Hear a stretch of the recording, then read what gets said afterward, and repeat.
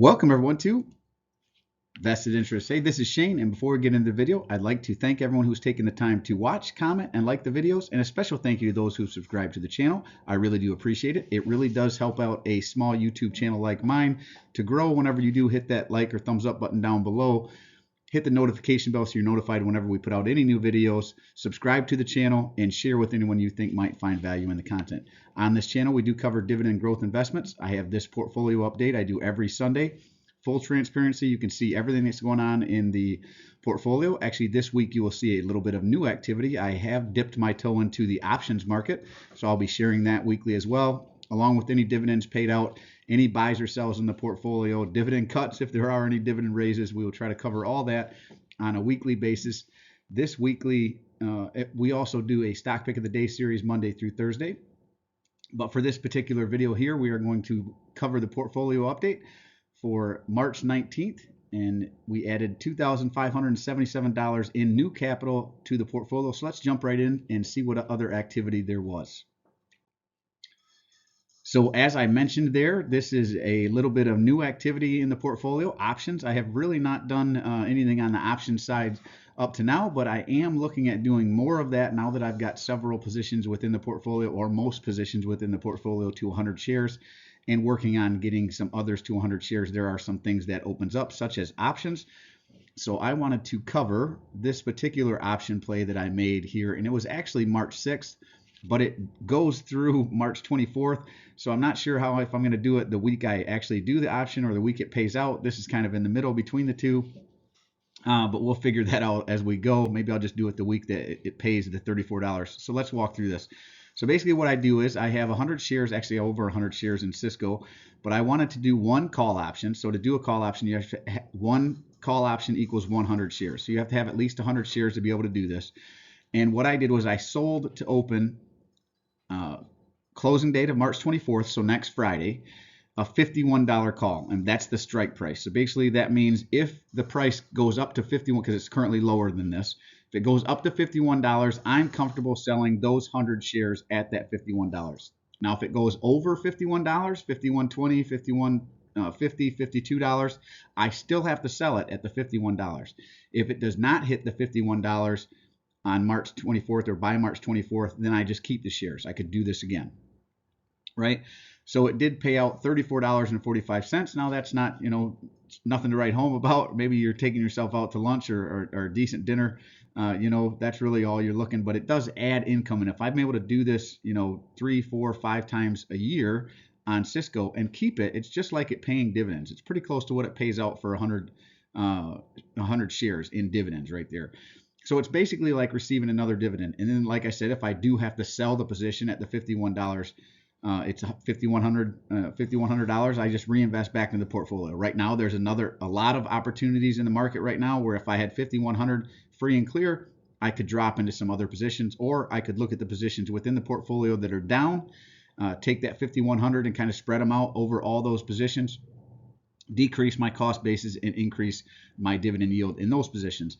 So I'm going to be doing this on some positions that are right there at the other thing I'd like to note, I'm in the green on Cisco. So this is not one I'm down significantly on. So if I sell out at $51, I've made money. So I'm doing it on positions that are up in the green that if I sell, I can reinvest in. Or I can do what they call the wheel, which basically means I will sell this at 51 and then I'd go back in there. My cost base is at 50. I would look to sell puts on this and want to buy it at a cheaper price. So I could do that as well. I could sell it at 51, wait for it to drop back down to 48, sell a put saying I want to buy it at $48, get paid another premium to get the put and decrease my overall cost basis. So this is something that I'm kind of playing with. I'm not obviously doing it on a lot of positions, but I wanted to let you know that options is something that I am starting to add to the portfolio. And as I understand it a little more, maybe I need to do a video in more depth, but there are a lot of other YouTube channels that cover options specifically. So you might want to go to them. Again, I'm just in full transparency showing you what I'm doing over time. And as I'm learning more about the market, I'll share it with you, but I am by no means an expert. Especially in options. I don't really do options all that often. This is one of the first times I've ever actually played with it. So far, Cisco is sitting at $50 and some change. It has not hit the 51 strike. It looks like it's going to expire out of the money, but next week, if it happens to run up and hit that $51 price or above, then I'll have to sell it and then figure out what I'm going to do with the proceeds. But for now, it looks like I'm going to keep it. So we'll see how next week shakes out. So that sold to open Cisco call expires March 24th, next Friday, but it did pay me $34.45. So it's 35 cents per share. And then my brokerage takes out a little bit of a fee. That's why it's not 35, right? I think they take out that 55-cent fee for writing an option call. All right, so I think we beat that one to death. Added $34.45 in cash that I actually reinvested last week, but I wanted to share that with you. So now we jump into the first dividends paid out on the week. Started out with LyondellBasell on March 14th. Paid out $128.38 in dividends, and I still have the drip set on, so these are automatically going back into the companies as they pay out the dividends. They'll buy more shares of that particular company. So that $128.38 went back in and bought 1.44654 shares. And this is that dividend snowball in action. Now LyondellBasell, even if I don't add any new positions or any new funds to the position, it will buy more shares every time the dividends are paid out. And this is how that snowball increases. If the company increases dividends, that helps that snowball increase. When they pay out dividends, it helps the snowball increase. And if I add new income, it helps the snowball increase. And this 1.44654 shares added $6.88 in passive income over the next year. Next up, we'll jump over to March 15th, and we had a couple companies pay out dividends. Realty Income, the monthly paying REIT, ticker O, paid out $27.09. And Whirlpool Corporation, ticker WHR, this is out of the consumer discretionary sector. Realty Income is out of the realty sector. And Whirlpool paid out $60.01. And in the case of Realty Income, that $27.09 went right back in and bought 0.43415 shares at $62.39 or $62.39. Tongue tied. And then Whirlpool, the $60 went back in and bought 0.46847 shares. All total, these two positions and the dividends paid out will add $4.58 in additional passive income. And we had one more payment on March 16th. Prudential Financial, big shakeup in the financial markets this week. So they are down significantly, but they did pay out $72.56 in dividends, which got us just under one share, 0.3866 shares of Prudential. Automatically went back in and bought that. So that 0.93866 shares there that it picked up added $4.69 in passive income. Then we jump to March 3rd. This was the first activity, new capital deployed with the $371.84 we spent on this day. We picked up one share of HPQ. I would like this to stay down under 27, back under 27 here. I picked it up right at almost 27 even, but 27.04. Ticker HPQ, out of the information technology sector. I had a little bit left over, really. I was focusing on Medical Properties Trust here.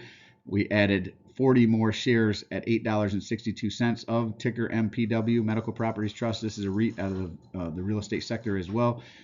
So all told, we spent $371.84 on these two positions and added $47.45 in passive income over the next year. Now, most of our buying was done on, disregard the March 10th there, it was actually the 15th. On March 15th, we added the majority of the 2,500 and some change, or 2,836.88 was the total we added. Most of that, again, with the $2,205.73 was added on March 15th. And with those funds, we bought 15 shares of Sibanye-Stillwater, ticker SBSW. This is a company out of the materials sector. It's a mining company out of Africa. We bought those shares at $8.14. We did add to our LyondellBasell position. They paid out dividends, so we added a couple shares there. They are also down below my cost basis. A lot of red. You'll see that here in a little bit. So a lot of companies have pulled back below my cost basis. It opens up a lot more companies that I'm putting money into. So again, we added two more shares of ticker LYB out of the material sector here. Bank of America, big drop in the bank, so I did take an opportunity to add to a couple banking positions. Bank of America being one of them, ticker BAC, out of the financial sector. We picked up 4 more shares at $28.14. Another one I don't mind if it stays in the red. I'd love to build this out a little bit more. Went back and bought more shares of Medical Properties Trust. This was right before their ex-dividend date, so I wanted to try to really get involved in that big dividend payout. Because of their big pullback, now their yield is way up to over 13%. So I like the high yield, and a lot of that's just due to the pullback. Now there is some potential problems with this. They are having some issues with tenants paying rent. I believe that's already factored into this low price, so I'm willing to buy it down here in the $7, $8, $9, $10, even $11 or $12 range. But we did add 16 more shares there. Ticker MPW, Medical Properties Trust, at $7.96. We added to Leggett & Platt, ticker LEG, out of the consumer discretionary sector. 4 more shares at $30.37. Another one that's really pulled back.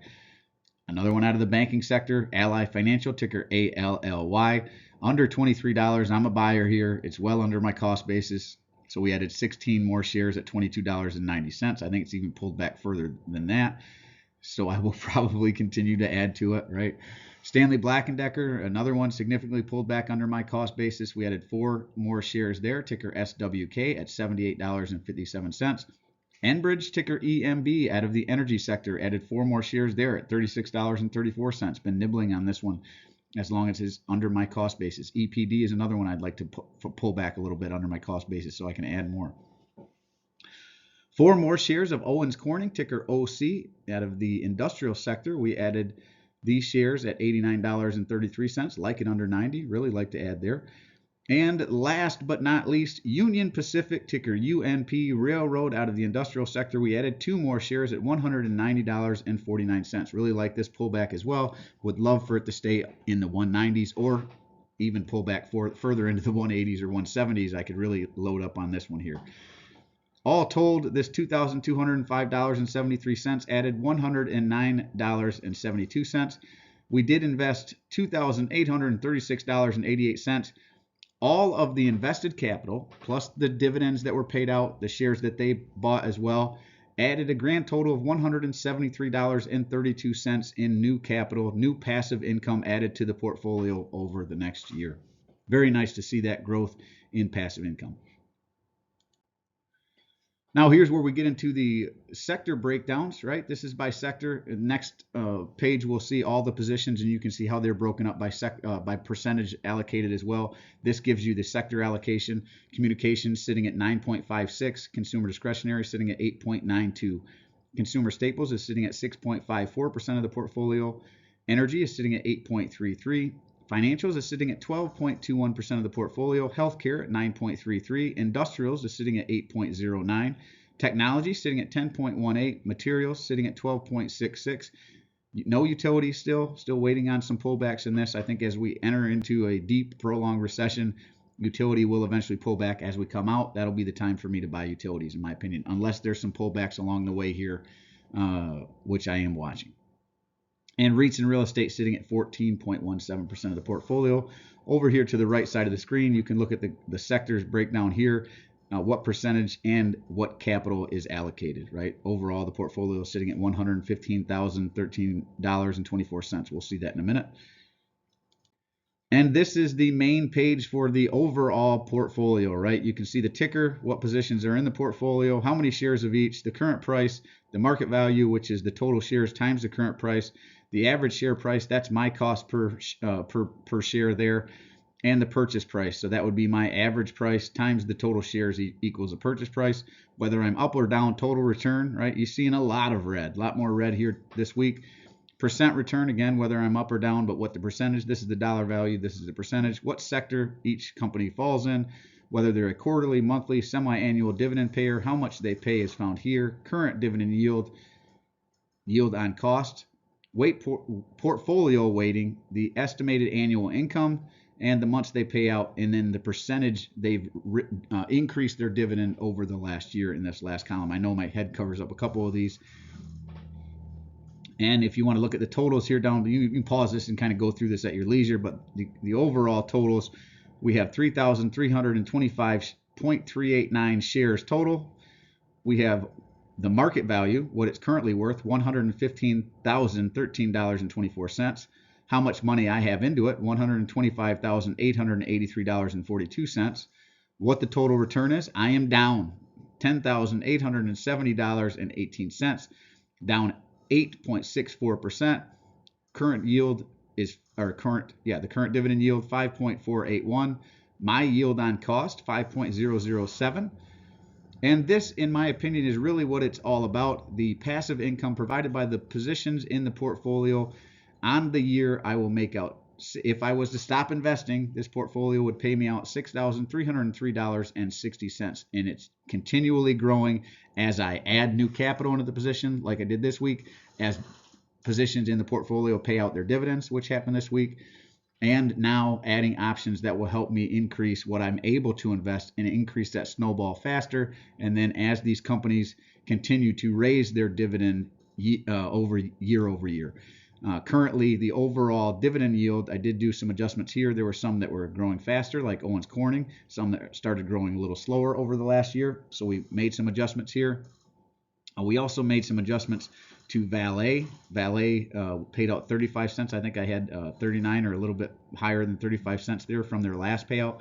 So they did recently pay out. It was only 35 cents. So we made that adjustment here, which is part of the reason this looks like I know it showed 173, but it looks like we only made about $70 more than last week. Well, part of that is because of Valet. Their payout is semi-annually. So one payout to the next is not typically the same. This was their lower payout. If I adjust that up next time, it'll probably raise this a little bit, but this dropped down from about $200 a year to $118 a year, so we lost $70 in passive income.